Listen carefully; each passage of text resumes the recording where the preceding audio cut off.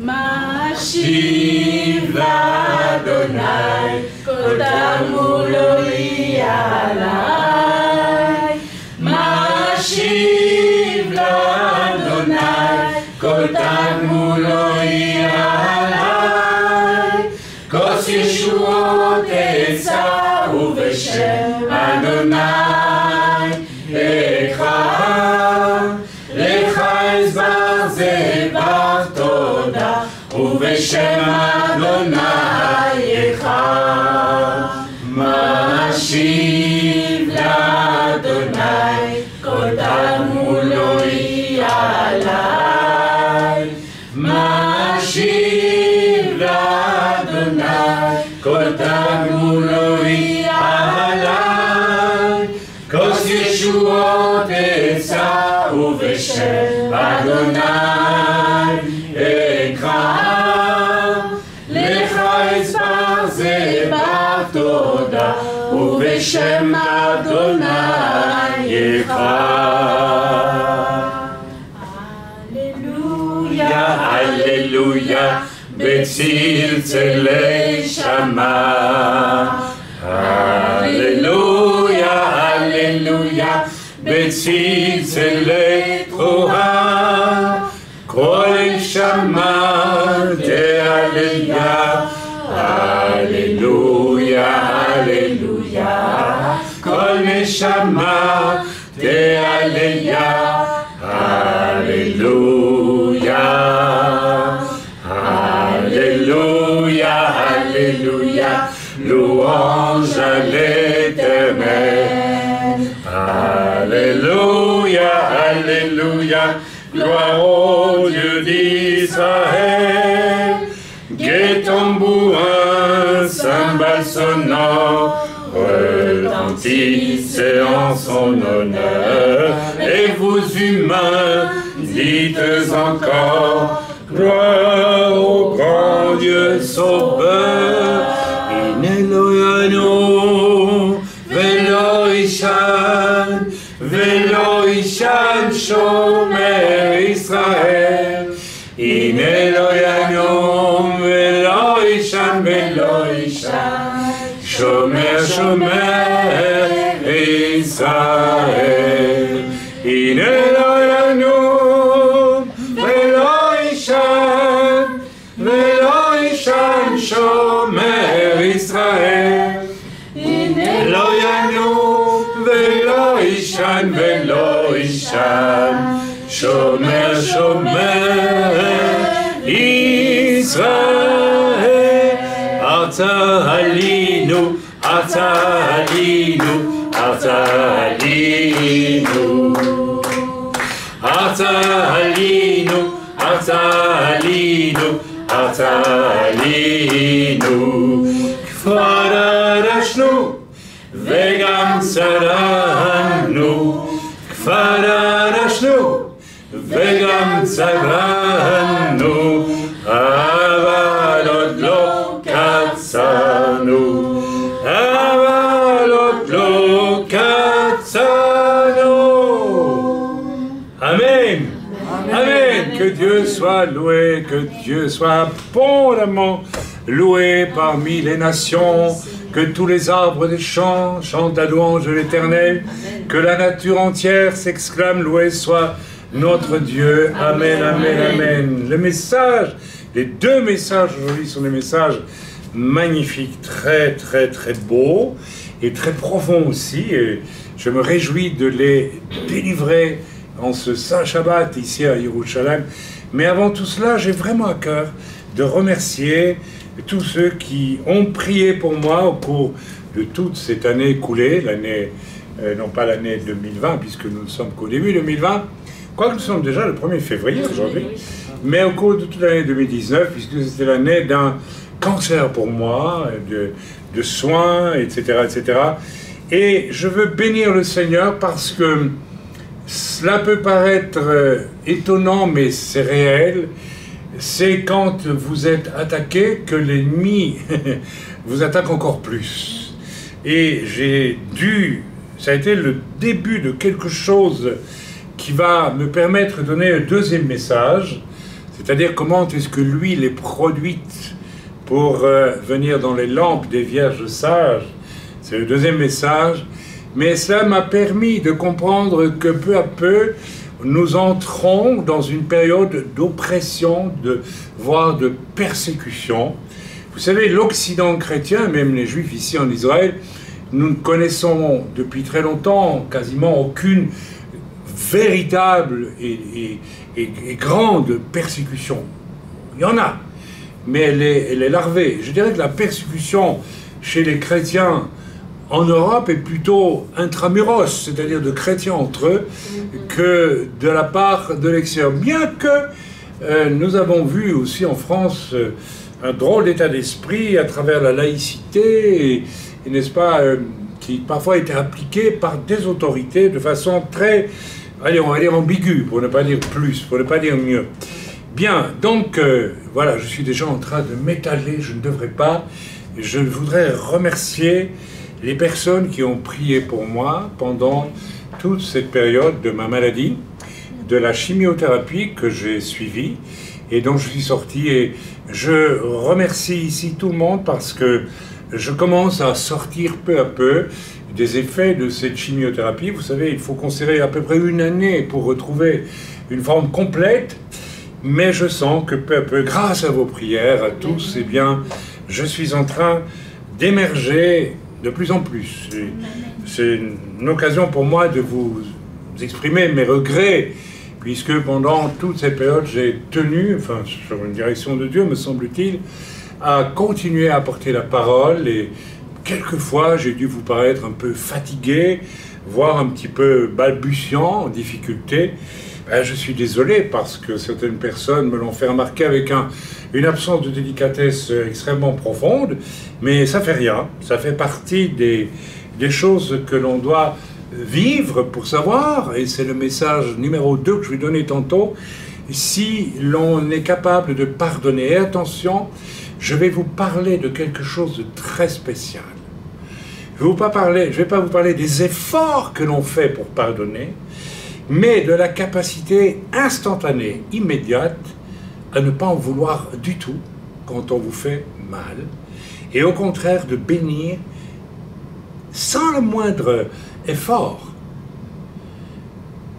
C'est là que le Seigneur veut nous conduire. Quand le Seigneur nous dit de bénir nos ennemis, on peut le faire en se disant « je bénis mon ennemi », mais au fond de nous-mêmes, on ne le bénit pas.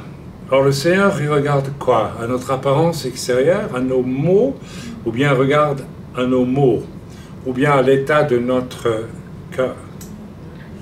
Et nous allons rentrer dans une période très dure, très difficile, mais à la fois exaltante, parce que le Seigneur va vouloir révéler de quoi sont faits vraiment nos cœurs dans les temps difficiles. Et la persécution, l'oppression, la méchanceté même des gens autour de nous, eh bien, va être le révélateur de ce qu'il y a vraiment au fond de nos cœurs. Mais ce n'est que le deuxième message. On va aller dans le... Donc je tenais à remercier tous ceux qui ont prié pour moi, et vous avez été nombreux, je le sais, et je bénis le Seigneur pour cela. Bien, le message numéro 1 que j'ai pour vous aujourd'hui, nous le trouvons dans Matthieu 13. Nous allons lire 3 sections de Matthieu 13 qui nous parlent toutes du royaume des cieux. Et on pourrait dire aussi du royaume de Dieu, parce qu'au fond, les deux s'entremêlent quelque part. Alors nous lisons dans Matthieu, et chapitre 13, verset 31, je te dis tout de suite le titre du message, toi qui filmes là et qui t'occupe de tout cela, c'est « Entrons tant que la porte est ouverte ». D'accord? Mais nous allons explorer, malheureusement, on ne peut pas mettre ça dans le titre, une pure merveille de la parole de Dieu, que jusqu'à aujourd'hui je n'avais pas comprise, que je n'avais pas envisagée, et que je n'ai entendu prêcher par personne avant. Et soudain, elle m'est apparue tellement évidente que j'ai tenu à construire le message sur ce thème. J'ai tenu. Dieu m'a demandé de le faire. Alors, chapitre 13 de Matthieu, verset 31. Ok, donc, c'est le fameux passage où Yeshua, n'est-ce pas, dit à ses disciples, voilà, par exemple, le cœur de ce peuple est devenu insensible. Ils ont endurci leurs oreilles et ils ont fermé leurs yeux, de peur qu'ils ne voient de leurs yeux, qu'ils n'entendent de leurs oreilles, qu'ils ne comprennent de leur cœur. Retenez ça. On comprend la parole de Dieu. De quelle façon? Je vous pose la question. Allez. Parce que je viens de le lire. Mais pour beaucoup de personnes, on ne comprend pas et on n'explore pas les profondeurs de la parole de Dieu. On ne les connaît même pas parce qu'on y va avec sa tête. Et ça, c'est un mal terrible. Ok, je ne vais pas prêcher là-dessus, mais beaucoup de personnes, et même des gens qui vont écouter ce message, ne seront pas d'accord avec moi. Ils diront, oui, mais ce n'est pas la doctrine habituelle. Mais si tu comprends la parole de Dieu avec ton cœur, Dieu va te dévoiler des secrets. Il n'y a pas besoin d'être un imitateur du rabbin Dinovitz et faire semblant de comprendre les codes, comme font certains comédiens. Amen.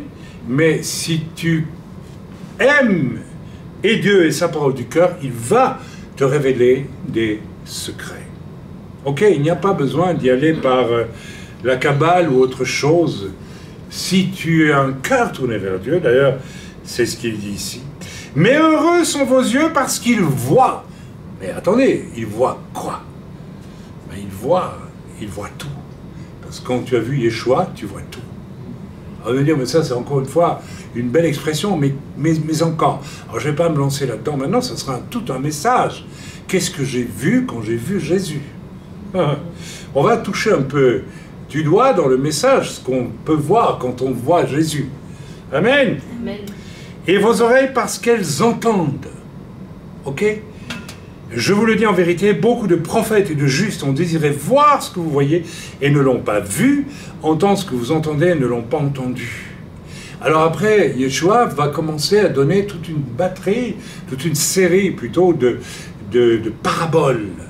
Alors les paraboles, il dit carrément, je les donne pour que ceux qui ont le cœur fermé ne les comprennent pas, mais vous qui avez le cœur ouvert, vous allez comprendre. Et puis c'est tellement bien plus profond que ce que nous imaginons. Alors si on commence à se creuser sur ces paraboles, pour leur compréhension avec son intellect, on part dans des délires absolument époustouflants. Et c'est ce qu'il ne faut pas faire. Par contre, si on rentre dans ces paraboles avec son cœur, on découvre des choses admirables et extraordinairement simples parce que évidentes. Je vous invite à venir avec moi dans une de ces paraboles. On va en lire 3. Amen. Donc chapitre 13, verset 31, je dis, c'est cela. Il leur proposa une autre parabole et il dit, le royaume des cieux est semblable à un grain de sénévé qu'un homme a pris et semé dans son champ. Je souris parce que je vais vous dire ce que Dieu m'a montré à travers ce passage. C'est extraordinaire. Mais vraiment, notre Dieu est, je vais me permettre de dire, est génial. Parce que pour quelqu'un qui a le cœur fermé, l'explication est très limitée. Mais si vous allez au fond de ce qui est écrit là, c'est époustouflant. C'est la plus petite de toutes les semences. Mais quand il a poussé, il est plus grand que les légumes et devient un arbre, de sorte que les oiseaux du ciel viennent habiter dans ses branches. Avez-vous bien lu ce qui est écrit là? La plupart des commentaires que moi j'ai entendus, des prédications que j'ai entendues, elles vont tourner autour du thème de la foi. Ok? De la foi. Ailleurs, Yeshua dira, si vous avez de la foi comme un grain de sénévé, le même sénévé, vous direz à cette montagne de là, ôte-toi et jette-toi dans la mer. Il faut encore comprendre le sens profond de ce qui est dit là. En fait, Yeshua ne nous promet pas que nous pouvons jeter une montagne dans la mer. Il veut dire autre chose. Je vais venir dans quelques instants. Mais ici, qu'est-ce qu'il dit? Alors, j'ai toujours entendu, n'est-ce pas, toutes sortes de... Au fond, très peu de prédications qui vont très loin, j'ose le dire, sur ce thème. Le royaume des cieux est semblable à un grain de sénévé qu'un homme a pris et semé dans son champ. Eh bien, mes amis, il y a une première vérité qui sort de cette lecture, c'est que le royaume des cieux est inéluctablement destiné à envahir tout. C'est une petite graine de rien du tout, de sénévé. Parce que quand vous saurez ce qu'est la graine, parce qu'on va voir, et je vais même dévoiler déjà le secret, qui est la graine? Qui est la graine? Vous avez tout compris, non? C'est Yeshua, la grande sénévé, que son père jette dans le champ du monde. Ça vous fait rien? T'as déjà entendu prêcher ça? Jamais. Eh bien, écoutez-moi bien. C'est d'une beauté extraordinaire. En fait, Yeshua est en train de parler de lui. Mais comme Yeshua est poli et n'est pas orgueilleux,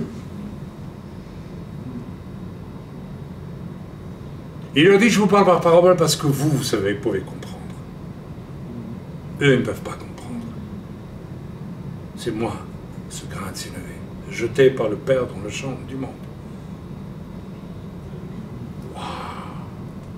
Et, attendez, c'est la plus petite de toutes les semences. On a déjà là la vision de ce Fils de Dieu qui se fait le plus petit de tous. Quand Dieu s'incarne dans un bébé, à Bethléem, ici tout près,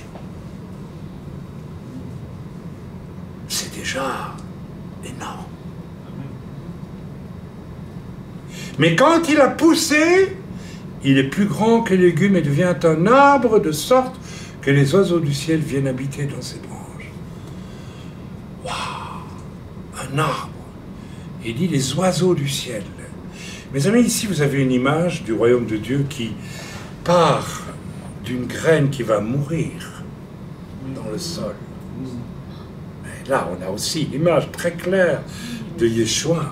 Moi, je suis émerveillé quand je lis ça. C'est beau. Et beaucoup n'ont rien compris. Ceux qui n'avaient pas le cœur ouvert ne pouvaient pas comprendre. Ils disent, oui, bon, un grain de sénévé, oui, d'accord, les choses spirituelles s'élèvent, c'est bien, c'est magnifique, d'accord, mais après, les oiseaux du ciel, ça vous fait penser à quoi? Qui viennent nicher dans les branches.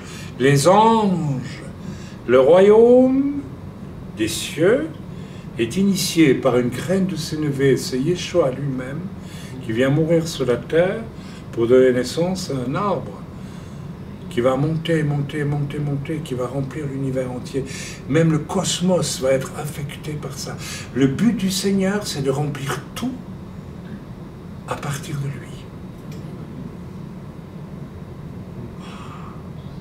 C'est pas magnifique? Au-delà, pendant le millénium qui vient, ce royaume des cieux va encore grandir, nous être révélé encore plus. Et après, tout après la dernière révolte, le jugement du grand trône de l'agneau, la nouvelle terre, les nouveaux cieux, ce royaume des cieux va encore grandir. C'est un arbre qui va encore... Au fond, c'est peut-être ça l'arbre de vie qui était dans le jardin d'Éden. Et cet arbre n'a pas été coupé, mais il a disparu, il a été voilé. Et voilà qu'il revient. Et pour moi, les oiseaux du ciel, c'est les anges. C'était très important que ce soit les anges. Pourquoi? Parce que est-ce que les anges étaient nécessairement à notre avantage avant que le Seigneur ne devienne ce grain de sénévé qui a été jeté en terre? Oui, il l'était, mais il est infiniment plus maintenant. Le service des anges s'est fatalement accéléré, de manière notoire. Donc cet arbre, c'est une image du royaume des cieux qui est en train de grandir depuis 2000 ans maintenant et qui ne cessera pas de grandir. C'est extraordinaire. Je trouve ça extraordinaire.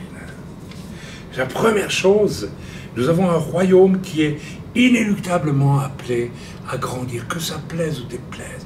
Tout genou fléchira, toute bouche confessera que Yeshua Mashiach est Seigneur.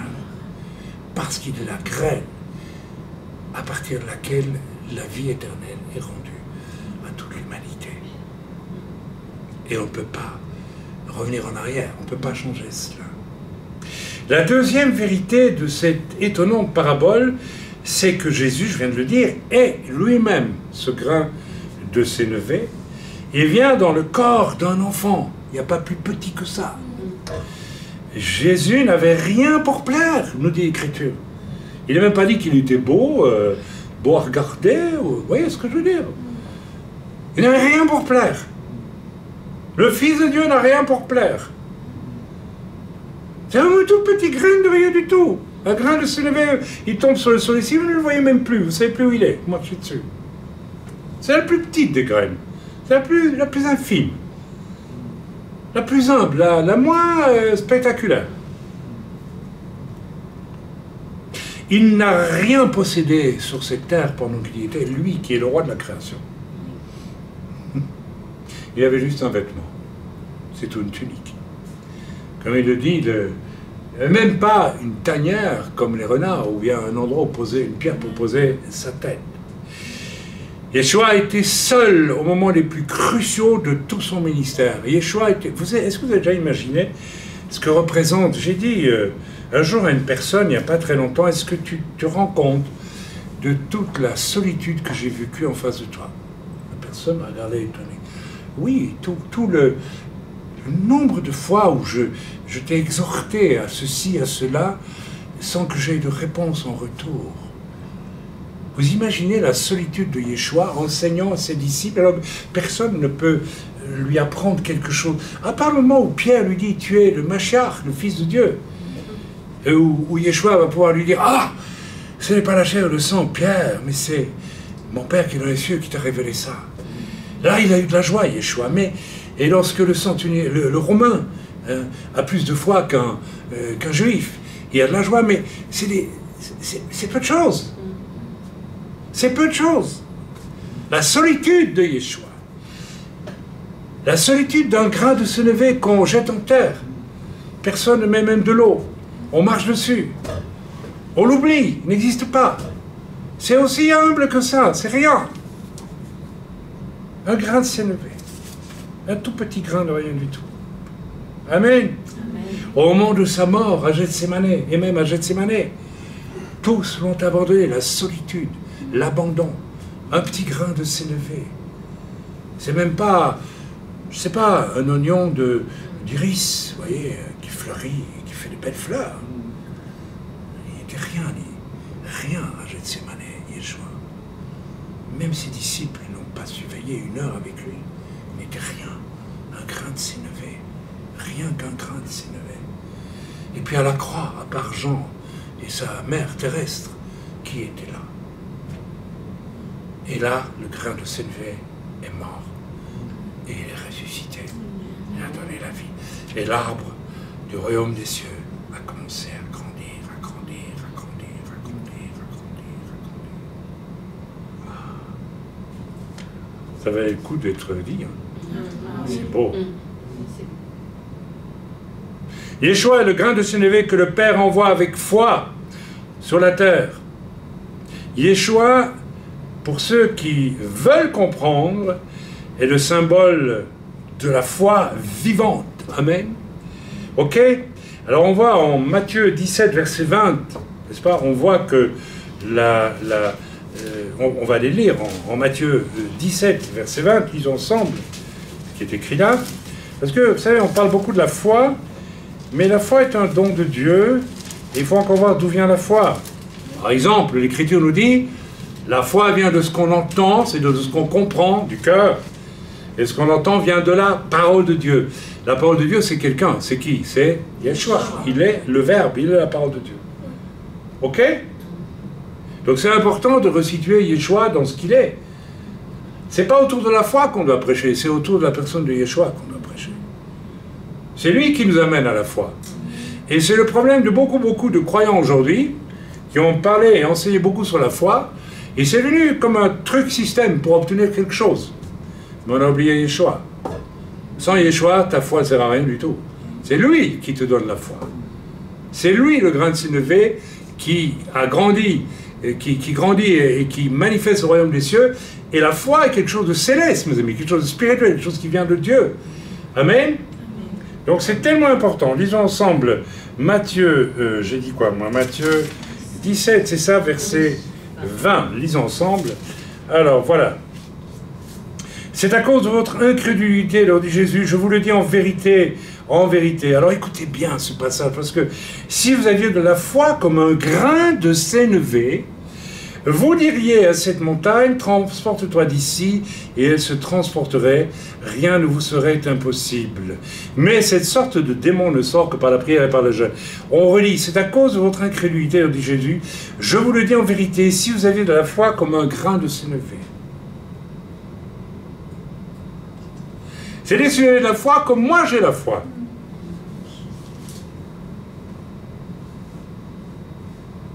C'est pas ta foi qu'il faut mettre en action. C'est la foi de Yeshua en toi qui te donne une grande autorité. Immense autorité. Et il dit ensuite, vous direz à cette montagne, transporte-toi d'ici là, et elle se transporterait, rien ne vous serait impossible. Alors qu'est-ce que Yeshua veut mettre en exergue ici? Un commentateur, en général, dira, c'est la foi. Eh bien, c'est pas vrai. Est-ce que vous croyez vraiment que Yeshua a voulu nous provoquer un jour, avec ce passage, si on est dans la logique de la foi, pour un jour aller nous mettre devant une montagne, lui dire, montagne, ôte-toi de là et jette-toi dans la mer? Non, bien sûr. Vous avez vu un seul chrétien, un seul apôtre qui a été jeté une montagne dans la mer. Alors c'est pas seulement une image pour nous faire croire que notre foi doit être grande. Non, c'est plus que ça. Parce que qui peut transporter une montagne et la mettre dans la mer? Yeshua le peut. Dieu le peut. Et Dieu le fait. Dieu le fait. Si Dieu veut bouger une montagne et la mettre dans la mer, et on voit des mouvements géologiques de toutes sortes sur la terre. Donc ce que Yeshua veut dire ici, écoutez bien, il veut dire, je ne veux pas nécessairement que vous commenciez à vous dire, maintenant je vais avoir la foi. Non, ayez le regard centré sur moi. Moi, je suis la foi. Je suis la foi, je suis. Et si vous avez, vous avez ma nature en vous, vous avez ma foi. Vous savez, quand Yeshua va dire, au cours de son ministère, vous ferez de plus grandes choses que moi. Qu'est-ce qu'il veut dire par là? Qu'est-ce qu'il veut dire par là? Ça rejoint le début du message, l'humilité de Yeshua. Mais il veut dire par là aussi, tout ce que vous ferez, vous le ferez en mon nom. Et vous ferez de grandes choses. Plus que celles que vous m'avez vu faire sur la terre. Ça veut dire que le royaume des cieux est en expansion, mes amis. Il n'est pas figé dans une église entre quatre murs. Il est en développement. J'aimerais que ça, les jeunes, le gardent bien à l'esprit. Les choses de Dieu sont en mouvement permanent, perpétuel. Lorsqu'on prépare un message, on ne peut pas... C'est le grand dilemme de... On voudrait figer un message dans... Vous savez, une fois pour toutes, en réalité, on se rend compte que même en le prêchant, il bouge ce message parce que Dieu est en mouvement, Dieu est grand. Ce qui déroute évidemment les païens qui écoutent ce genre de message. Mais qu'est-ce qu'il raconte? Il y a un païen qui m'a écrit, qui m'a presque injurié d'ailleurs, m'a dit, mais voilà, tu remontes sans arrêt tes lunettes, tu grattes ton nez. Oui, je crois que je suis un petit peu... allergique, qu'est-ce que vous voulez, j'en peux rien, et je répète souvent tel et tel mot. Donc cette triste personne a juste vu l'apparence extérieure, elle n'a absolument pas saisi l'essence de ce qui se passe devant elle, et qui est la parole de Dieu qui est prêchée. La parole de Dieu, c'est Jésus en mouvement, mes amis. Ah oui, je suis désolé, il faut le comprendre, cela. Amen. Ça vous touche un petit peu ou ça vous touche pas? Ok, alors, quand il est écrit que sans la foi, il est impossible d'être agréable à Dieu, vous avez compris? C'est sans Yeshua que vous êtes incapable d'être agréable à Dieu. Commencez à comprendre maintenant? Le privilège que vous avez de connaître Yeshua, c'est pas votre foi qui est importante, c'est Yeshua qui vous donne la foi, qui vous communique la foi. La foi vient de ce qu'on entend. On entend avec son cœur. L'intelligence du cœur. Il croit que tout est là-dedans. Vous avez déjà ouvert un cerveau, c'est pas beau. Hein. Je préfère avoir un cœur. Ça bat, c'est rouge. Hein, même physiquement. Le cerveau, c'est pas beau. Hein. C'est pas beau, c'est tout gris. Là, souvent, certaines personnes sont tellement du cerveau qu'elles sont toutes grises. Hein, vous avez remarqué? C'est curieux. Enfin, voilà, je ne vais pas m'étaler trop loin dans cette direction. Nous continuons donc. Voilà, alors, voilà, si le règne de Jésus va vraiment en croissant depuis 2000 ans, vous savez, on devrait se réjouir quand même. Et ne pas se décourager. Il y a des conversions par centaines et par milliers tous les jours. Sont de vraies conversions? C'est une autre question. Peut-être même des dizaines de milliers, peut-être pas encore plus aujourd'hui. Mais ça dure depuis 2000 ans. Et on pourrait, vous savez, on parle toujours de l'enfer. C'est vrai, l'enfer existe et que beaucoup y vont, et peut-être même beaucoup de chrétiens. Mais il y a aussi beaucoup de chrétiens qui sont entrés, qui participent du royaume des cieux, du royaume de Dieu. Magnifique, j'espère que c'est notre cas à tous. Mais pour s'en assurer, il faut d'abord vérifier si on a cette humilité. Parce que le deuxième message que je vais vous donner, il complète celui-ci. Ce que Dieu veut vérifier, si vous voulez être une vierge sage et pas une vierge folle, c'est votre humilité. Est-ce que vous êtes comme un grain de sénévé, vous aussi, prêt à être le plus insignifiant des personnes et oublié sur le sol, où personne ne vous voit, personne ne vous regarde, où vous mourrez, mais à partir de quoi Dieu peut faire une œuvre fantastique. Amen. Les deux messages se complètent. Alors, si nous voyons que le royaume de Yeshua, le royaume des cieux, va en grandissant et va continuer inéluctablement à grandir, nous voyons que le royaume des hommes, eh bien, ce n'est pas du tout la même chose. Alors, on connaît tous Daniel 4. Alors, lisons Daniel 4. Je ne vais pas tout lire, mais vous savez ce qu'il est dit dans Nebuchadnezzar. Voilà. Alors, Nebuchadnezzar, chapitre 4 de Daniel, roi, à tous les peuples, aux nations, aux hommes de toute langue. Vous voyez, lui, vous voyez la différence avec le grain de sénévé. Monsieur parle à tous les peuples, tous les hommes de toute langue qui habitent sur toute la terre, s'il vous plaît. C'est pas un grain de sénévé, lui. C'est un décoré de l'armée rouge qui débarque pour faire l'Aliyah en tant que juif russe à Ben Gurion. Il y a 42 rangs de médailles. Glen, glen, glen, glen, glen. Vous avez vu, j'ai fait la bataille de Krasnoyarsk, j'ai fait la bataille de Krasnoyarsk, et celle de Irkoutsk, et celle de ceci et de cela. Et là, il a plein de balafres, les gars, et nous avons vaincu les Allemands, n'est-ce pas? Il faut que ça se sache. Bling, bling, bling, bling, bling. Non, ça c'est Nebuchadnezzar. Il m'a semblé bon de faire connaître les signes, les prodiges que le Dieu suprême a opérés à mon égard, que ces signes sont grands, que ces prodiges sont puissants. Oui, il en met des tonnes. Hein. Pour moi, Dieu a fait des choses extraordinaires. Sauf qu'il lui attend quelque chose de pas très agréable. Son règne est un règne éternel et sa domination subsiste de génération en génération. Ça, c'est à son avantage. Il dit ça de la part de Dieu. Moi, Nebuchadnezzar, je vivais tranquille dans ma maison et heureux dans mon palais. Vous voyez, tranquille dans ma maison, heureux dans mon palais. Oui, bah, tout le monde serait heureux dans un palais. Yeshua n'avait même pas une pierre opposée à sa tête. Yeshua n'avait même pas, il n'avait pas de demeure, rien. Il vivait chez Pierre, à Capharnaüm. Il avait une petite chambre très petite, 2 mètres sur 2, quelque chose comme ça. Hein. Et oui, c'est tout. Il faut aller voir à Capharnaüm, la maison de Pierre. Voilà, j'ai eu un songe qui m'a effrayé. Il a eu peur. Les pensées dont j'étais poursuivi sur ma couche et les visions de mon esprit me remplissaient d'épouvante. J'ordonnais qu'on fasse venir devant moi tous les sages de Babylone afin qu'ils me donnent l'explication du songe.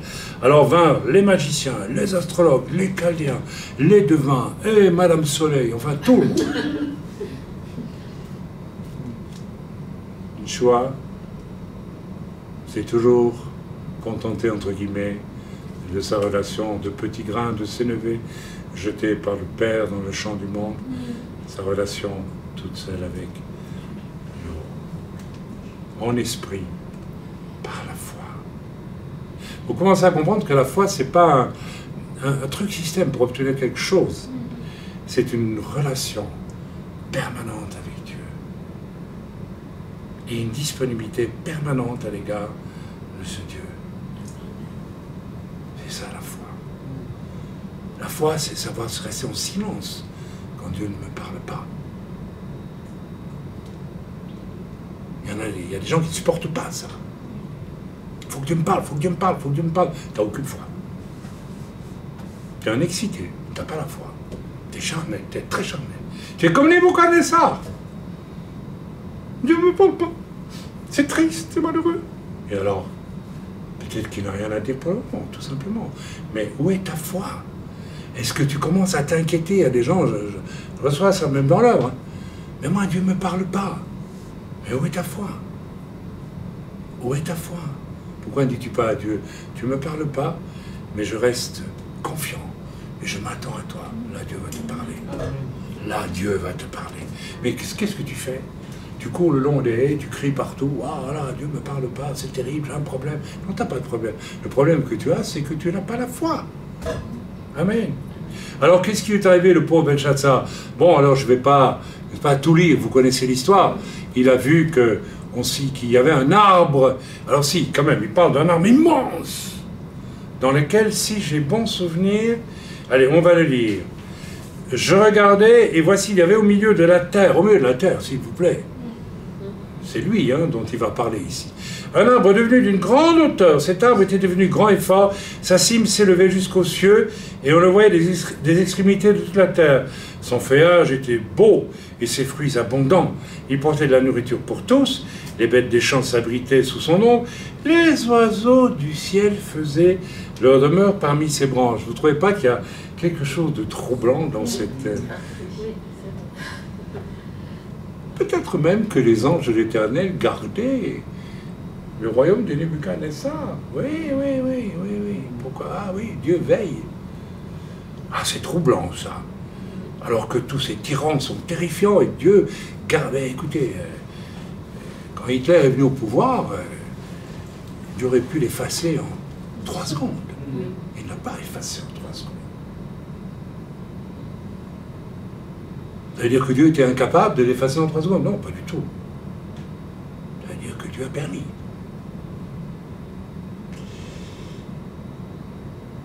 Ça ne veut rien dire d'autre que ce que je suis en train de dire. Hein. Attention, parce qu'il y a des malins qui concluront, tireront de ce que je dis ici des choses que je ne pense même pas un instant.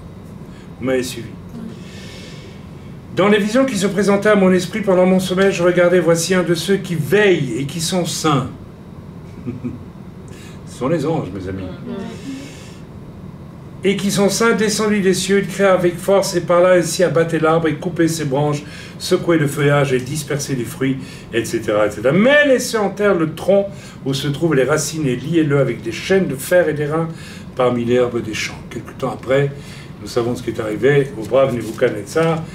Eh bien, n'est-ce pas, alors qu'il se promet sur sa terrasse, je crois que c'est lui, non? Eh bien, oui, c'est cela. Eh bien, s'enorgueillissant de ses palais et de leur beauté, eh bien, durant ces temps, il va devenir comme un animal, et il est donc... voilà, donc, le royaume des hommes est de toute façon condamné, nous dit l'Écriture, et c'est une chose inéluctable. Lisons encore dans Daniel 2, versets 31 à 45, un autre exemple où Dieu, n'est-ce pas, déclare, montre que les royaumes construits par l'homme sont de toute façon périssables. Alors on va lire ensemble de 31 à 45, chapitre 2 de Daniel. Voilà, j'ai dit de combien, moi? De 31 à 45. Ô roi, tu regardais, donc c'est Daniel qui explique au roi une autre de ses visions. Au roi, tu regardais et tu voyais une grande statue. Cette statue était immense, etc. Vous connaissez la suite. Cette statue était constituée d'une tête d'or qui représentait le royaume du roi de Babylone. Et, n'est-ce pas, c'était Nebuchadnezzar, si je ne dis pas de bêtises, c'était bien lui.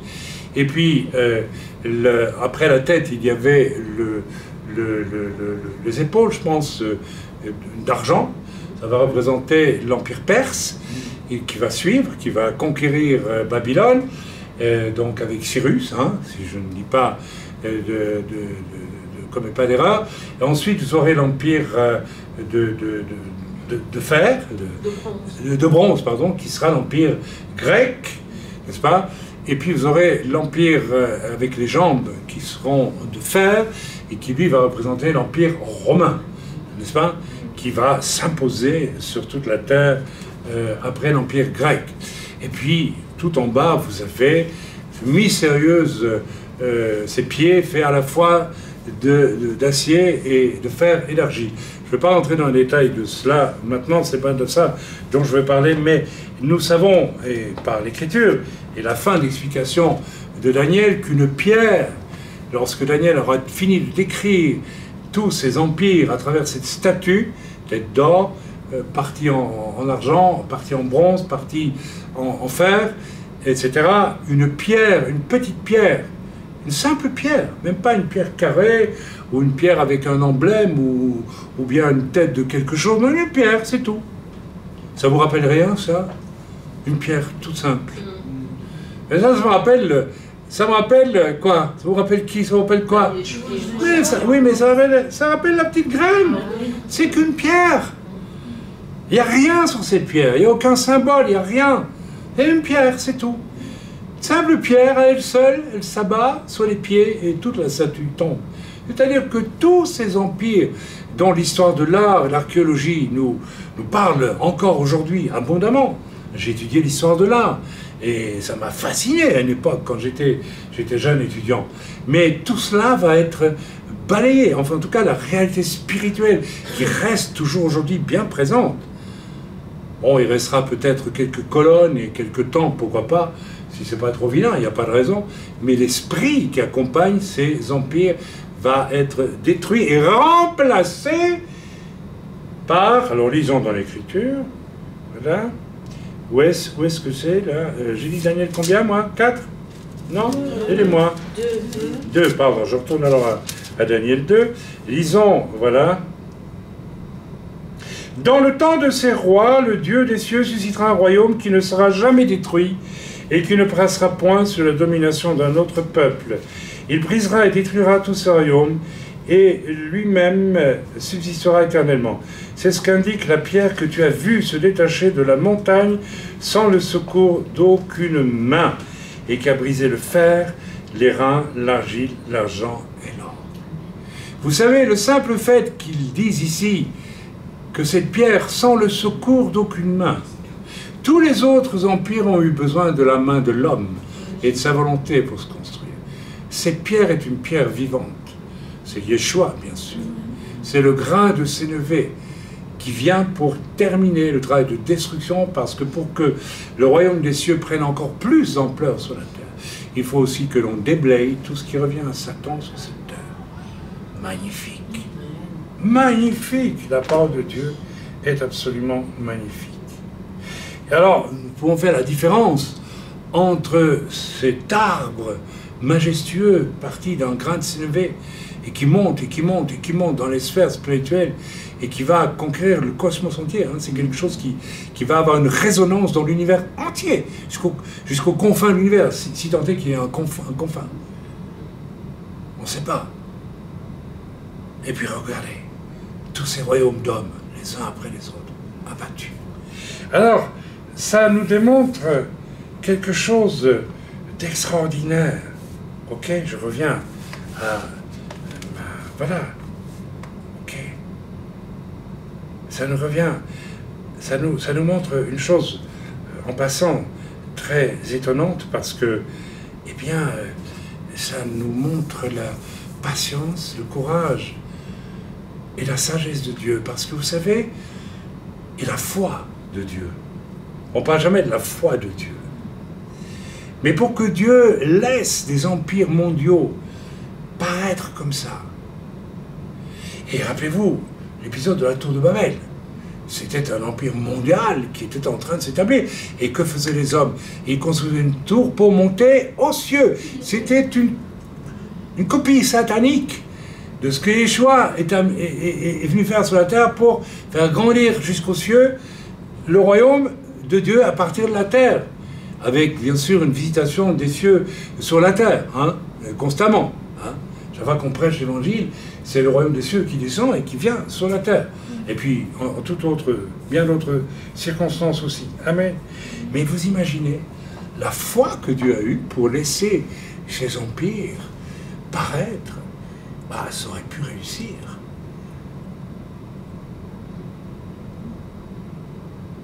Alors on peut se poser la question, mais pourquoi est-ce que Dieu a permis cela? Eh bien, Dieu a permis tous ces empires dans un seul et unique but, faire comprendre à l'homme qui perd son temps. Et que ce n'est pas comme ça que les choses vont se passer. Mais quelle foi, quelle patience Dieu a eu. Extraordinaire, magnifique. On continue, Matthieu 13, verset 33, nous avons 3 paraboles à creuser. Ça va, ça vous parle? Oui. Matthieu 13, donc, verset 33. Ok? On le lit ensemble. 13, verset 33. Il leur dit, cette autre parabole, le royaume des cieux, intéressant ça, est semblable à du levain qu'une femme a pris et mis dans 3 mesures de farine jusqu'à ce que toute la pâte soit levée. Ne trouvez-vous pas étonnant qu'il parle de 3 mesures de farine déjà? C'est quoi le levain qui fait monter la pâte ici? Alors il y a un passage biblique qui nous met en garde contre le levain Pessah. Hein, méfiez-vous de levain de l'hypocrisie qui fait gonfler artificiellement pour donner des apparences religieuses. Tu trouves pas? C'est dans Matthieu au chapitre 13 et au verset 33. Ça va, t'as trouvé? Allez, il faut encourager les jeunes. Hein. Ah oui, faut encourager. On a des jeunes magnifiques, nous, ici. Je me réjouis. Eh bien, j'assiste à leur conversion, j'assiste à leur évolution. Ça fait du bien, c'est bien. Gloire à Dieu. Alors, revenons à nos moutons, si j'ose dire. Et Matthieu 13, verset 33, comme le levain mêlé à la pâte fait croître sans même qu'on puisse l'empêcher. Si vous mettez le levain dans la pâte, vous pouvez l'empêcher, la pâte? Impossible. Et bien de la même façon, le levain dans la pâte, c'est l'image de ce que Yeshua a accompli. Et que nous le veuillons ou non, la pâte grossit. Le royaume des cieux, il compare ça au royaume des cieux. Donc, le royaume des cieux est entré dans une phase inéluctable. C'est ce que Yeshua annonce là. Avec moi, les choses vont changer. C'est inéluctable. C'est définitif. C'est définitif. Avis ici à tous les gens qui ne sont pas très intelligents. Dans l'Écriture, il est dit que Jésus a gardé ces choses pour ceux qui ont un cœur simple, mais les a cachées aux sages et aux intelligents. J'aimerais ici tout de suite faire une mise au point. Le Seigneur ne vous reproche pas d'être intelligent, mais il vous reproche de vous vouloir un très intelligent pour comprendre ce qui n'est pas à votre portée, c'est-à-dire de comprendre Dieu lui-même.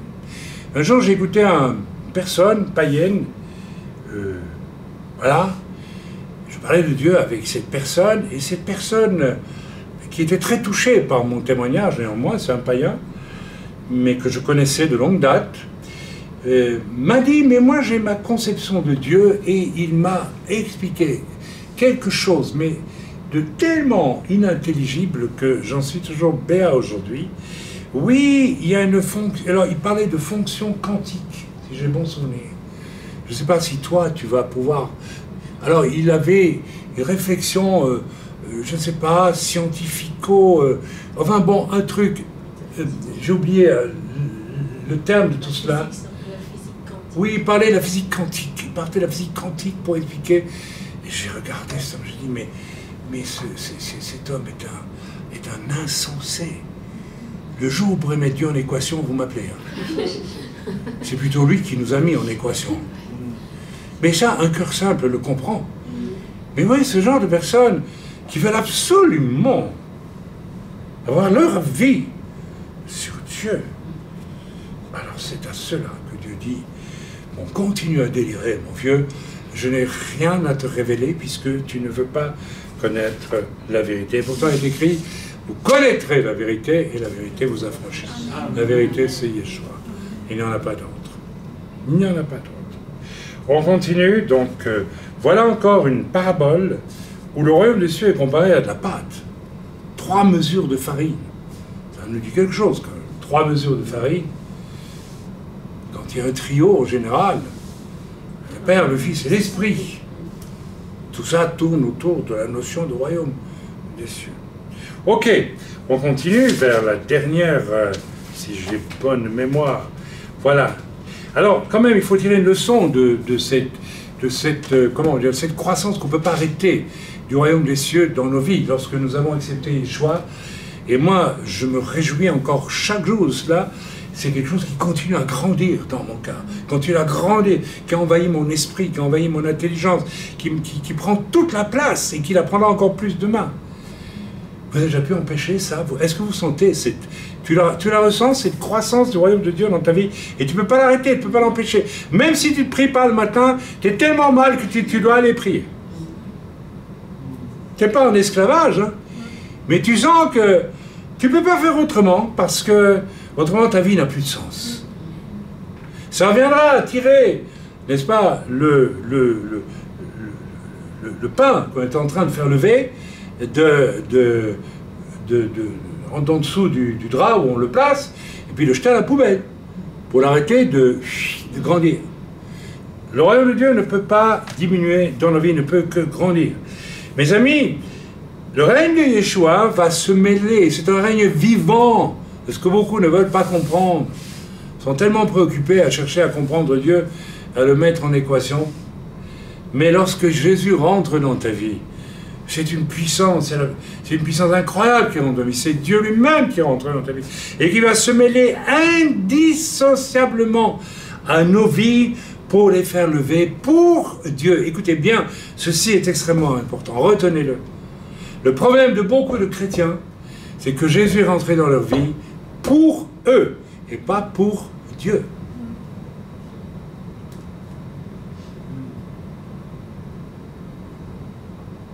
Pour beaucoup de chrétiens, Yeshua est un grain de sénévé qui meurt, qui produit un arbre, et il s'accroche à une branche et il mange les fruits. C'est une image assez juste. C'est pas ça, mes amis. Il faut courir dans les branches avec l'Esprit de Dieu pour lui demander, mais Seigneur, qu'est-ce que tu attends de moi?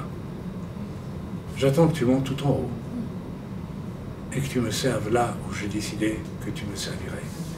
Parce que j'ai besoin de toi. Je l'ai voulu ainsi. Ça, c'est la deuxième chose que les gens ne veulent pas. C'est dépendre de Dieu, servir Dieu. Alors que c'est la plus grande des choses qui puissent nous arriver. Ok, on lit maintenant, retenez bien ça s'il vous plaît. Nous ne sommes pas appelés, nous ne sommes pas sauvés par Yeshua et ils n'avons pas accepté Yeshua comme un levain qui va faire monter la pâte de notre existence. De manière indissociable, plus séparer le levain de la farine, c'est impossible. C'est impossible. On peut séparer de l'huile et de l'eau, mais pas le levain de la farine, c'est impossible. Une fois qu'ils sont mixés. Et quand ce levain, c'est Yeshua, grandit en vous, le royaume des cieux grandit en vous, eh bien, c'est inéluctable et c'est pour la gloire de celui qui a fabriqué le pain. Pas pour nous. Amen. Amen. Verset 35. Alors, on termine. On va terminer rapidement. Alors, on va commencer au verset 34. Jésus dit à la foule toutes ces choses en parabole, et il ne lui parlait point sans parabole. Yeshua n'a jamais parlé sans... Enfin, si, il a parlé quelquefois, mais il a beaucoup parlé par parabole. La clé était ceux qui ont un cœur simple et ouvert comprendront. Les autres, les spécialistes, ils vont rien comprendre.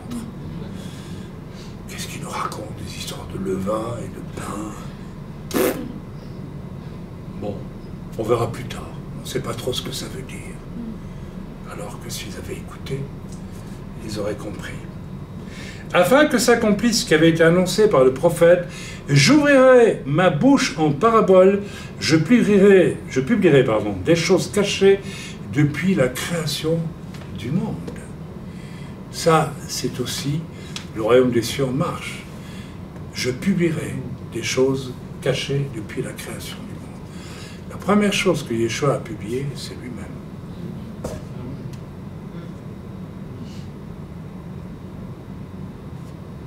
Dieu, mes amis, avait préparé un plan B au moment de la chute. C'était Yeshua, le nouvel Adam, l'Adam parfait. Yeshua. Je n'ai pas besoin de vous en dire plus. Et je finirai simplement en vous disant quel privilège pour nous qui sommes croyants d'avoir vu tout cela de nos yeux, d'avoir compris tout cela avec notre cœur et de faire partie de ce royaume des cieux qui est en train de grandir. Et un jour ou l'autre, le Seigneur va mettre son amour, le comble à son amour, puisqu'il est écrit que nous allons être enlevés et avec des corps glorifiés. Et nous serons encore plus intimement mêlés à cette gloire du royaume des cieux et du royaume de Dieu. C'est notre destinée. Est-ce qu'on peut souhaiter plus et mieux que cela? Non. On termine avec 2 ou 3 versets encore. Le verset 36 à 43, donc toujours dans Matthieu 13, versets 26 à 43. C'est ça que j'ai dit, moi? 36 à 43. Alors il renvoya la foule et entra dans la maison. Ses disciples s'approchèrent de lui et dirent « Explique-nous la parabole de l'ivraie du champ. » Il avait donné cette parabole auparavant, je ne vous l'ai pas lue, mais ses disciples lui demandent « Explique-nous la parabole de l'ivraie du champ. » Il répondit « Celui qui sème la bonne semence, c'est le Fils de l'homme. » Donc, la parabole du bon grain et de l'ivraie, c'est celle-ci. Un cultivateur vient et sème son grain, et la nuit, un malfaiteur vient et sème de l'ivraie. L'ivraie, c'est une graine qui ressemble au blé, mais qui n'est pas du blé, ou qui n'est pas de, je ne sais pas quelle semence c'était. Donc, il est dit dans cette parabole qu'à la fin du temps, eh bien, les anges viendront pour séparer le bon grain de l'ivraie. Et Yeshua dit ici, Fils de l'homme, le champ c'est le monde. Ah pardon, excusez-moi. Celui qui sème la bonne semence, c'est le Fils de l'homme. C'est très intéressant. Yeshua, qui est une semence, sème lui aussi la bonne semence. Et quelle bonne semence il sème? Lui-même, dans vos cœurs. Il a semé sa personne dans nos cœurs. Waouh! Vous voyez qu'autour de ce grain de sénévé, il y en a des choses hein, qu'on n'avait pas imaginées. Le champ, c'est le monde. De la bonne semence, ce sont les fils du royaume. Fils du royaume. Et les filles, bien sûr. Rassurez-vous, mes sœurs, vous aussi. L'ivraie, ce sont les fils du malin. L'ennemi qu'il a semé, c'est le diable. La moisson, c'est la fin du monde. Les moissonneurs, ce sont les anges. Or, comme on arrache l'ivraie et qu'on la jette au feu, il en sera de même à la fin du monde. Alors moi, je vais transposer. Je continue, le Fils de l'homme, je transposerai après, enverra ses anges qui arracheront de son royaume tous les scandales et ceux qui commettent l'iniquité, et ils les jetteront dans la fournaise ardente, il y aura des pleurs et des grincements de dents. Alors les justes resplendiront comme le soleil dans le royaume de leur Père, que celui qui a des oreilles pour entendre, entende. Vous savez, lorsque Yeshua nous parle ici de scandale, je pense qu'on dit, pas besoin, n'est-ce pas, de nommer l'affaire Weinstein aux États-Unis. On a compris ce que je veux dire, ou bien Dutroux en Belgique, ou bien des choses comme celle-là, ou bien des malversations en tout genre. Pour moi, le simple fait, lorsque l'on est une simple créature, qui est née un jour, qui va mourir un jour, qui donc de façon évidente est le fruit d'une intelligence créatrice, de vouloir mettre Dieu en équation, de vouloir trouver sa propre définition de Dieu, vouloir approcher. Vous savez, c'est la répétition de la tour de Babel. Hein. On monte, on va aller, on veut te toucher, là, on veut voir qui tu es, et puis comme ça on saura. Après on descendra, et puis tu resteras haut, et puis nous on sera en bas. Et on sera comme toi, quelque part. C'est exactement le coup du jardin d'Éden, hein. C'est la même chose. Vous serez comme Dieu. Vous serez comme Dieu. Eh bien, cette personne dont je vous ai parlé tantôt, je suis persuadé que tout au fond, le désir profond qu'elle a, c'est d'être Dieu. D'être son propre Dieu. Je vais définir Dieu, moi, je vais y arriver. Alors que cette personne, évidemment, vit dans le péché le plus noir, par certains moments de sa vie, comme nous avons tous vécu, dans le péché, parfois dans la déchéance. Et quel péché, parfois. Amen. Alors, mes amis, ici, il y a un avertissement de Dieu qui est très clair. Ne soyez pas du côté de ceux qui causent un scandale à Dieu par votre arrogance, par votre prétention, par votre dureté, votre méchanceté. J'ai reçu, il y a peu, un email d'une personne dont je n'avais pas imaginé un instant qu'elle agirait de la sorte. Et je ne lui en veux pas. Parce que elle n'a pas voulu avoir accès au royaume de Dieu à travers le pardon, à travers une réconciliation vis-à-vis d'autrui, et aussi, surtout, à travers une réconciliation de elle-même avec elle-même. Et ayant buté là-dessus, elle se retournait contre moi après 2 années de conversation que je croyais amicales, où je me suis efforcé de lui montrer par où on entre dans le royaume des cieux à travers Yeshua. Et son comportement, ses paroles ont été d'une violence, d'une méchanceté, d'une grossièreté absolument inouïe. Cette personne m'écrivait, après 2 ans où elle était même admirative au début de ce qui m'était arrivé, à savoir être sauvée, avoir rencontré Dieu, m'écrivait avec une violence. Je n'ai jamais cru un milliardème d'une nanoseconde à tout ce que tu dis et tout ce que tu prêches. C'est-à-dire, je rejette. Et après, il fallait me trouver des torts et des défauts terribles, extrêmement violents. Je n'en veux pas, bien sûr, mais prenons garde parce que l'Écriture nous dit qu'un jour, Dieu mettra fin à tous les scandales. Le royaume des cieux, personne ne pourra l'empêcher de grandir. Que tu ne veuilles pas de Jésus, toi, le païen, c'est ton choix. Mais sache que ce royaume grandit, grandit, grandit, grandit, grandit. Et que des millions y sont entrés. Peut-être diras-tu, mais moi, dans ma fierté, je ne suis pas les grandes masses. Je suis un loup solitaire et sur ma tour et d'argent. Et je pense, bien, continue à penser comme ça. Et un jour, tu te rendras compte que tu es nu et que ta vie a été absolument vaine. Vous savez, c'est très étonnant de voir que les déboires que les personnes vivent dans leur vie ne leur suffisent même pas à comprendre qu'il y a peut-être quelque chose qui cloche dans leur vie. Je bénis le Seigneur pour le temps qui a précédé ma conversion. Les 2 années avant ma conversion, j'ai commencé à réaliser qu'il y avait quelque chose qui clochait dans ma vie. Et que tout ce qui brillait en extérieur, mon talent d'homme de théâtre,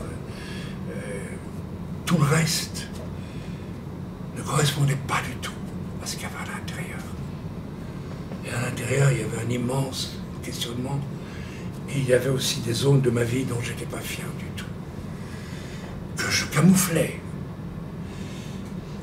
Mes amis, à un moment donné, on doit s'arrêter de jouer avec la vérité. C'est pourquoi j'ai intitulé ce message « La porte est toujours ouverte ». C'est pas n'importe quelle porte. C'est pas la porte d'une religion. C'est pas la porte d'une, comme je l'ai témoigné dans un de mes messages qui sont sortis sur le site depuis aujourd'hui, les 3 fameux messages où je parlais d'ésotérisme dans lequel j'avais été entraîné. C'est pas cette porte-là, mes amis. C'est une porte très simple. Et seuls ceux qui ont le cœur vrai et simple rentrent par cette porte. Alors cessez d'être fiers de ce que vous croyez être. Et n'oubliez pas cette parole. Le royaume des cieux est fermé aux sages et aux intelligents. J'insiste, je n'ai pas dit par là qu'il faut être bête et stupide pour être sauvé, pas du tout. Mais ce que Dieu vous reproche, c'est de vouloir vous faire croire à vous que vous êtes capable de comprendre ce qui n'est pas compréhensible et qui appartient à Dieu. Alors là où vous vous trouvez, si vous voulez peut-être faire ce pas maintenant et priez après moi. Père Céleste, tu as jeté dans le champ du monde un jour une semence très petite. Et même du temps de son vivant, Jésus n'a pas été connu de tant de monde que cela.